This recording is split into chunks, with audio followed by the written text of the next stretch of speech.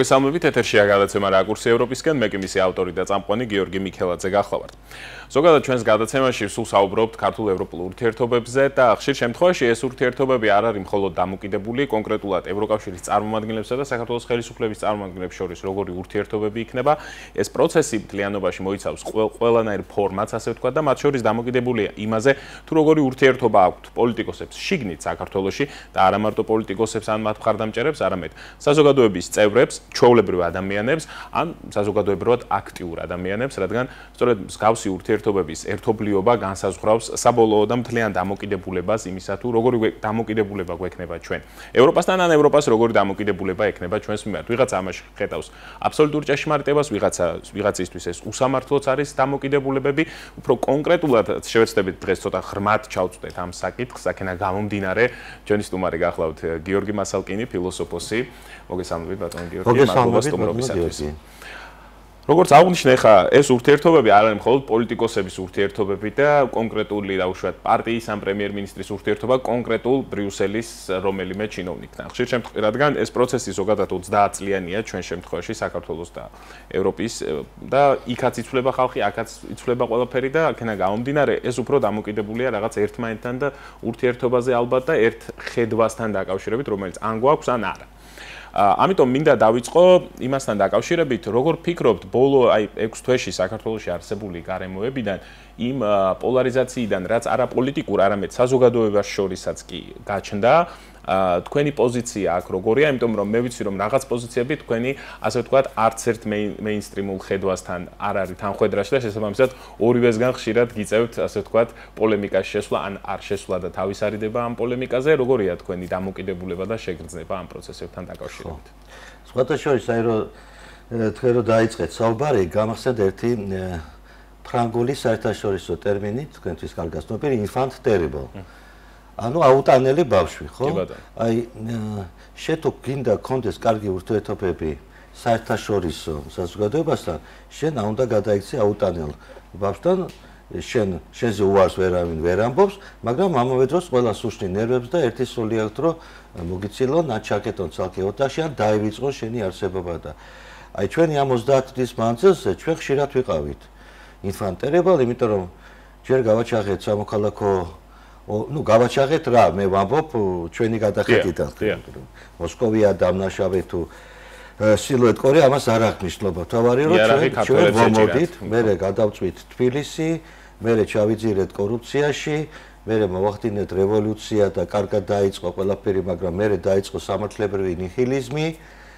ბევრამეზე ხუჭავდნენ თვალებს, ბევრამეზე ვერა და ბოლოს ისევ კიდევ ერთი ახალი ფურცელი ქართული ისტორიისა, აი უკვე 12 წლის შემდეგ პრაქტიკულად ერთი პოლიტიკური რეჟიმი მართავს და აქაც კარგი დასაწყისი და დღესაც უკვე როგორც მარტო ზარმაცი ვერ დაინახავს, რომ გარკვეულად დაძაბულია ურთიერთობები იგივე ევროკავშირსა და საქართველოს შორის.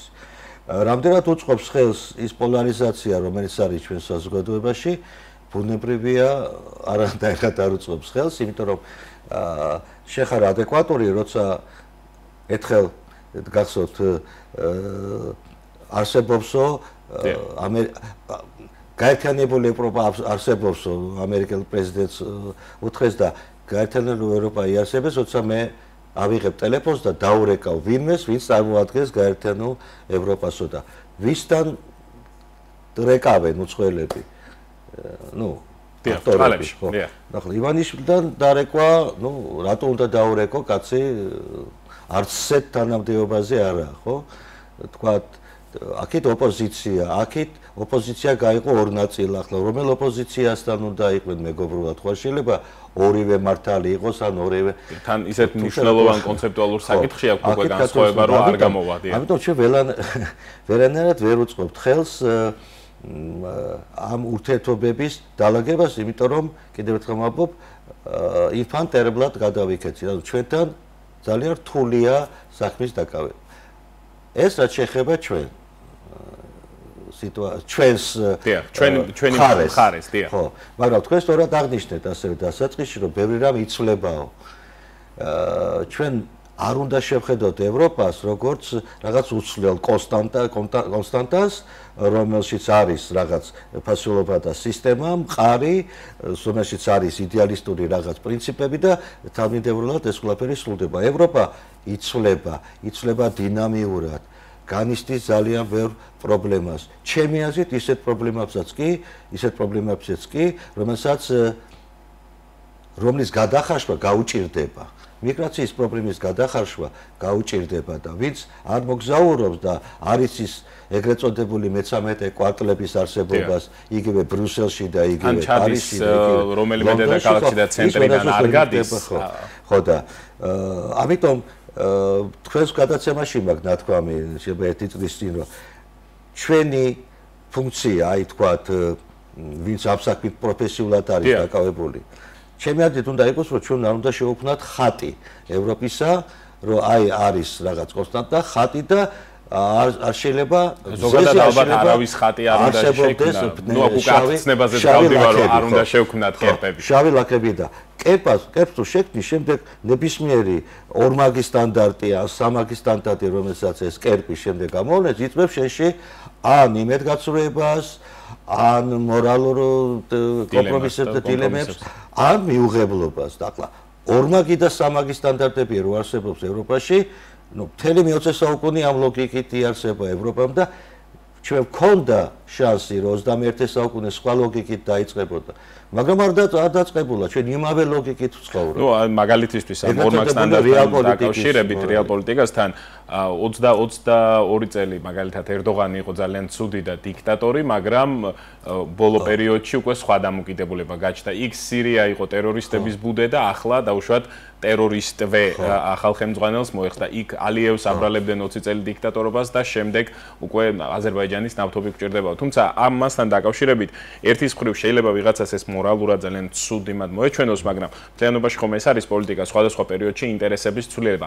ამ ნაწილში მე მაინტერესებს თქვენი შეფასება ხელისუფლების პოზიციასთან დაკავშირებით იმ გაგებით, რომ ხელისუფლება ამბობს, რომ ჩვენ არ ვართ წინააღმდეგი ვიყოთ დაუშვათ ევროპასთან ევროკავშირის ზოგადად ამას სულ იმეორებენ, თუმცა ჩვენთვის მიუღებელია ის ფორმაცია და ის მოთხოვნები, ასე ვთქვათ, რომელსაც ამჟამად ევროკავშირი გვიყენებსო. ამ მოთხოვნებში თქვენი აზრით რომელია სწორი და არასწორი არა, მაგრამ თქვენთვის მისაღები ან არა მისაღები, სად არის დაუშვათ სიმართლე ორივე მხარისთვის? და ჩვენ ბუნებრივად მივადექით რეზოლუციებს, რომელიც პრაქტიკულად ყოველ თვე თითო რეზოლუციას ღებულობენ და ოღონდ ეს ევროპარლამენტის რეზოლუციაზე ევროპარლამენტის რეზოლუცია გაიცით ცოტა შორიდან არც ისე შორიდან, მაგრამ ახლა ჩვენ ხო ვინც პოლიტიკურ ფილოსოფიას მეტაკლებად ვსწავლობთ, ჩვენ ხო ვიცით, რომ გაერო არ არის უკვე ისეთი ქმედითი ორგანო, როგორც ის იყო თქვა 50-იან წლებში. რომ ყველა პოლიტიკური ექსპერტი ლაპარაკობს, რომ გაერო შესაძლებელია. შევახსენებ აყურებელს, რომ ბოლოს გაერო დამყარებულია ძალაზე და გამარჯვებულის ხუთი გამარჯვებული. ხუთიდან რომელიმეს თუ არ უნდა აღარ მოხდება. მაშინ ხოთ ეს ხუთი იყო ბირთვული კლუბის ასე თქვა წევრი. ანუ იქ არ არის არც ინდოეთი, არც იაპონია, არც გერმანია, მესამე, მეოთხე ეკონომიკა მსოფლიოში. ხო, არც რაოდენობით დიდი ქვეყნები მოსახლეობის. ხო, ანუ ჩვენ მივიღეთ ეს პროდუქტი მეორე მსოფლიო ომის რეალებიდან გამომდინარე. დაახლოებით იგივე შეიძლება მოხდეს და ხდება კიდევაც ჩემი აზრით ევროკავშირში, ხო, იმიტომ რომ მას ყავს პარლამენტი. თქვენ რო გააჩეროთ რიგითი მოქალაქე, ნებისმიერ მოქალაქე კითხვა, ვინ არის შენი წარმომადგენელი ევროპარლამენტში, ბუნებრივი არ ეცოდინება. გაგვიკეთებია მსგავსი რამ და ძალიან იშვიათია რომ ვინმე თქვას. და ეს გადაიქცა მართლაც ბრიუსელი გადაიქცა გარკვეულად ბიუროკრატიულ მექანიზმად, იქ არის თავისი როგორ გითხრათ, აი არ მინდა ის სიტყვა გამოვიყენო, მაგრამ ბიუროკრატია კვებავს თავის თავს, იცით თქვენ ეს ცნობილი გამოთქვა და კვებავს, ხო, იქ კონფერენციები, მივლინებები, მონიტორინგები, ძალიან დიდ. მე თვითონ მომნაწილეობდი არჩევნების მონიტორინგში ევროკავშირის მხრიდან ორ ქვეყანაში, ალბანეთში და სერბეთში, ხო? და ვიცი რა როგორ ხდება ეს და მოხსენებელიც კი ვიყავი ერთ-ერთ არჩევნებს. ბევრი რამ ვიცი ამ ხრივ და აი ეს ევროპარლამენტის რეზოლუციები ბუნებრივია, შენ არ შეგიძლია აბსტრაგირება, იმიტომ რომ ეს რეზოლუციებმა შეიძლება გამოიწვიოს კონკრეტული რაღაც შედეგები, რომელიც გამოიხატება ეკონომიკურ მაყურებლისთვის კიდევ ერთხელ გამმარტავ, სარეკომენდაციო ხასიათს ატარებს რეზოლუციები, თუმცა შესაძლებელია რომ ქვეყნის მმართველებმა მას მიაქციონ ყველაფერი. მაგრამ ჩვენ ხო ვიცით, რომ ყველაფერი წყდება სულ სხვა პიროვნებების მიერ, ეს არის აღმასრულებელი ხელისუფლება და როგორც თქვენ ასევე სწორად აღნიშნეთ, ჩვენ არ ვიცით რეალ პოლიტიკა რა ზიგზაგით შეიძლება ხვალ ჩვენ აღმოჩნდეთ ყველაზე დემოკრატიის ყველაზე დიდი შუქურა, იმიტომ რომ დაჭირდება თქვათ ჩვენი მხარდაჭერა არ არის გამორიცხული, იმიტომ რომ დღეს ერთ-ერთი ყველაზე ფეთხებადი და დინამიურად განვითარებადი რეგიონი არის კავკასია და ამიერკავკასია, ხო? ეს აზერბაიჯანი, სომხეთი, ირანი, რუსეთი, თურქეთი ეს ერთ-ერთი ყველაზე თულად პროგნოზირებული და ბუნებრივი საქართველოს და რუსეთის იზოლაციამ წარმოშვა შვადერეფნის ასევე მნიშვნელობა გაზარდა, რომელიც რუსეთის გამო ასე ვთქვათ დატორმუზებული იყო. ხო, გარდა იმ დიდ-დიდ აქეთ აზერბაიჯანის აბებიცა და რუსეთს აშკარად რომელიც კარგავს რუსეთი გავლენებს, ხო? ის ირანში დაკარგა, ირანში დაკარგა, სომხეთში არ ვიცით როგორ რა მოხდება და ბუნებრივად მას ჭირდება აქ რაღაც გაძლიერება. ამავე დროს აქ ალიევია და ალიევი უკან დიდი დათვით თურქეთი, ხო? ამიტომ დავარია ჩვენ აუხსნათ ის ვისაც უნდა ეს გაიგოს, რომ ჩვენ გვაქვს საქმე დინამიურად განვითარებულ ფენომენთან, რომელსაც ქვია ევროპა. ევროპა პრობლემური სივრცეა, ევროპა დემოკრატიული სივრცეა, ევროპას ბუნებრივი ახასიათებს გარკვეული სისტემა ფასილობებისა და შენ ვერ გახდები ამ დიდი კავშირის წევრი, ისე რომ უბრალოდ აიღო ჩემოდანი, წახვიდე და გამარჯობათ მე მოვედი. არა. შენ აუცილებლად დაგეკისება მთელი რიგი მოვალეობები. გარკვეული ამ მოვალეობებისა შენ შეიძლება არ მოგეწონოს. შეუძლებელია ყველაფერი მოგეწონოს. ხო, მოგეწონოს, იმიტომ რომ ვინც იცის ისტორია ისე ევროკავშირის შექმნისა, იცის რომ ყველა ქვეყანა დავით დროზე განიცდიდა ძალიან დიდ პრობლემებს, მაგრამ არის წარმატებული მაგალითები, როგორც პოლონეთია სიტყვაზე, არის რუმინეთის მაგალითად. არის ქვეყნები, სადაც ჩვენზე უფრო დიდია მიგრაციის პროცენტი, ხო, იგივე ბალტიისპირეთის ქვეყნებისა, ხო. ამიტომ თავარია საღად ვიაზროვნოთ და ბალტიისპირეთის რუმინეთი ძალიან ბევრად მეტია მიგრაციის. არის ქვეყნები, სადაც ჩადიხარ და ცნობ თავს ამაყად, რომ შეხარ საქართველოსთან, სადაც პატრულს გავს და რაღაცები უკეთესად არის. ერთ რეზოლუციასთან დაკავშირებით თქვენი მოსაზრება მაინტერესებს. ამ 6-ვე რეზოლუციაში, რომელიც ევროკავშირმა აი 28 ნოემბრის შემდეგ, უბრალოდ არჩევნების შემდეგ მიიღო, 6-ვე რეზოლუციაში და მანამდელ რეზოლუციაში ხვდებით ერთ ფაქტორს, რომელიც ბევრის თვალში, მათ შორის ოპოზიციის წარმომადგენლების და მხარდამჭერების თვალში რეზოლუციას უკარგავს ფასს. ეს არის მიხეილ სააკაშვილის გათავისუფლების მოთხოვნა. იქ სხვა ნაწილებთან დაკავშირებით შეიძლება და ხელისუფლების წარმომადგენლებსაც უთქვათ, რომ დავჯდეთ ვილაპარაკოთ, შეგვიძლია განვიხილოთ, თუმცა როგორც კი ამ რეზოლუციაში რომელიმე პუნქტად გამოჩნდება სააკაშვილის საკითხი, იქ ხელისუფლების მხრიდან პირდაპირ ხაზია ესმება, ოპოზიციის ნაწილს აღარ უნდა ამ რეზოლუციასთან ასოცირება, იმიტომ რომ შემდეგ არ დაბრალდეს სააკაშვილთან ასოცირება. აქ ესეთი შეკითხვა მექნება. ამას ხო წესით ევროპარლამენტის უნდა ხედავდნენ, რომ აი ეს პუნქტი ძალიან დიდ პრობლემას იწვევს და რატო ხდება ეს პუნქტი? ხო, მან და მაინც ჯიუტად, ასე ვთქვათ, წერია შიგნით ეს პუნქტი. ეს ლობიზმის და უბრალოდ მარტივი ლობიზმის ამბავია თუ რაღაც სხვასთანაც გვაქვს საქმე? ხო, ზუსტად ბუნებრივი არ ვიცი, მაგრამ თუ გინდა ტორპედირება გაუკეთო ამ დადგენილებას, რომ აბსოლუტურად მიუღებელი აღმოჩნდეს, უნდა ჩასვა ეს პუნქტი სააკაშვილზე. ხო, შეიძლება ჩვენ სხვა ეს საკითხები მოაგვარე. ხო, ის კანონები ასე შემდეგ. შეიძლება მოდის ხელისუფლება, ხო, დანარჩენა და მე სააკაშვილი ავტომატურად, ხო?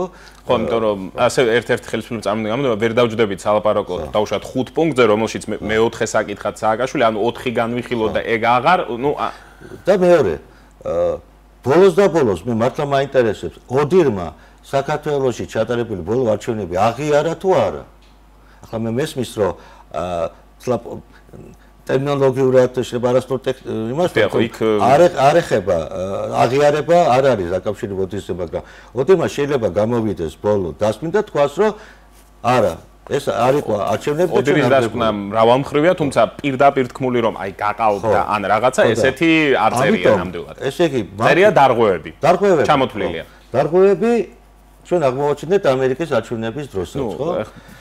და ყველგან არის ხოლმე. ახლა და ეს ხო დებს რომ ხელახალი არჩევნები, ხო? აი ეს პუნქტიც ხო აი როგორ მაშინ ეს ოდეს მოვკითხოთ ხო რატო გააკეთეთ თავის დროზე არასწორი დასკვნები ხო ამიტომ მე რა იცით ასე ვთქვათ გამოკვეთილი პოზიცია გამოჩნდეს გიორგი ევროპარლამენტი ხო სხვადასხვა ფრაქციებიდან შედგება და ყველაზე დიდი ფრაქცია არის სახალხო ფრაქცია ხო იქ სახალხო ფრაქციის რომელიღაც თქვათ დაჯგუფებამ ხო აი თქვათ რომელიღაც ბალტიისპირეთის ქვეყანამ რომელიც არის მოხსენებელი საქართველოს.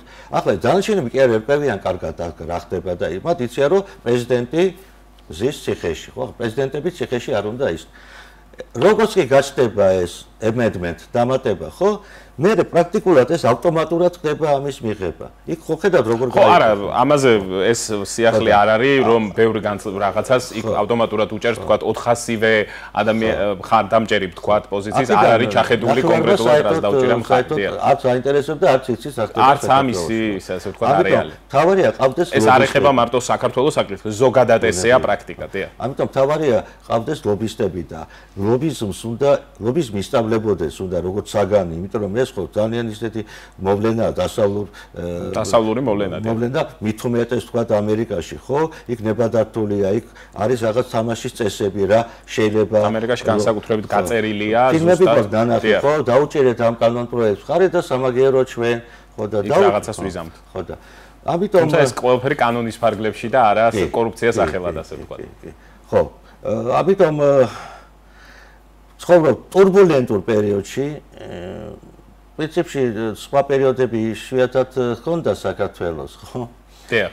თუ აჩავთით გაზოლუქებულ მონობას 60-იანი, 70-იანი წლებისა, მაგრამ თამარ მეფის ეპოქა სხვა დროს არ იყო, არატურბულენტური ეპოქა არ გქონია. ხო და უბრალოდ ახლა ბევრია დამოკიდებული იმაზე თუ რამდენად შევძლებთ ამ პროვინციალური აზროვნებიდან ამ ჭაობიდან თავის ამოთხრებას, ხო? მიუნხაუზენის თუნდაც მეთოდის გამოყენებით, ხო? იმიტომ რომ ჩვენ ვიხჩობით ამ ჭაობში და ვერ ხდებით რომ ასეთი ანალიტიკა არ კეთდება, რა ხდება ჩვენს სამეზობლოს. ამის გარდა, სამეზობლოს გარდა ერთ შიდა ნაწილზე მინდოდა თქვენი აზრი მაინტერესებს. ასე ვთქვათ, ევროპული მოქმედება ხშირად როდესაც ამას ვამბობთ, შესაძლებელია ყოფილიყო დაუშვათ ოპოზიცია მიუხედავად თავის პრეტენზიებისა, შესულიყო პარლამენტში, გამოეყენებინა ის 40%-იანი ძალიან მაღალი მაჩვენებელი და ახლა თვითმმართველობის არჩევნებზე ყველა კანონიკით, ასე ვთქვათ, პოლიტიკის უპირატესობა მის მხარეს იქნებოდა ყველა წესით, იმიტომ რომ თუ ოპოზიცია ბევრს იღებს ხოლმე საპარლამენტო არჩევნებზე, შემდეგ ხშირ შემთხვევაში იგებს თვითმმართველობას.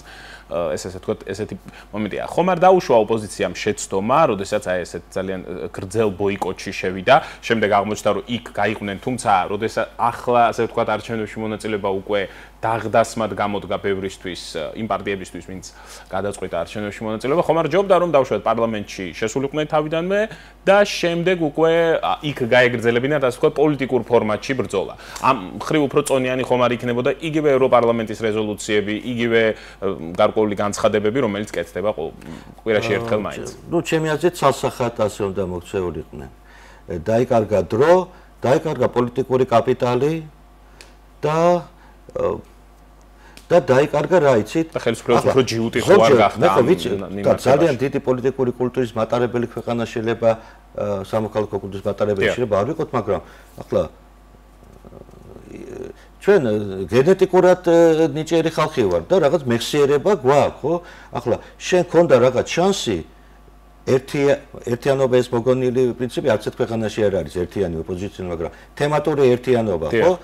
მაგრამ ეს თემატური ერთიანობაც დარღვეულია და დღეს უფრო დიდი კრიტიკა მიდის ერთმანეთში, ხო? ეს ჩემი აზრით ყალბი ტერმინი 4 ბარიერ გადალახებული პარტია, 2-2-ზე, ესე იგი ებრძვის ერთმანეთს და მართლა პარტიას, ნუ ამაზე უკეთესი პირობები საარჩევნო, ნუ ძნელია რომ წარმოიდგინო, ხო? პატარა კიდევ შეასხამენ იქა. გრძელ პერსპექტივაში, ასე ვთქვათ, ხო, იყო შანსი ოპოზიციისთვის, რომ ხო, ჩემი აზრით ოპოზიცია იმყოფება ძალიან ღრმა ინტელექტუალურ ხო, შემოვიფარგლები კრიზისში, ხო. ანუ სტრატეგიულად მე ვერ ვხვდები და თავის სამყაროში იმყოფა. იცით, შეიქმნა თავის სამყარო, აი ბაბლი, რასაც ქვია, ან ზოგს რო გონია რომ სოციალურ ქსელებში თუ ბევრი გამოხმაურება ექნება, ესე იგი 300 friends like it. წაიკითხეთ რა, წიგნები, წაიკითხეთ, ბოდრიარი, წაიკითხეთ დუმარე უმრავლესობა ვინ არის ამ ქვეყანაში? დუმარე უმრავლესობა ცხოვრობს ჩვენს ირგვლივ, ჩვენს სახლებში, ქუჩებში, მაღაზიებში, ტაქსისტები, მეზობები. ეს არის პენსიონერები 800, ეს არის ხალხი, რომელიც მთავარი ამორჩეველია ამ ქვეყანაში.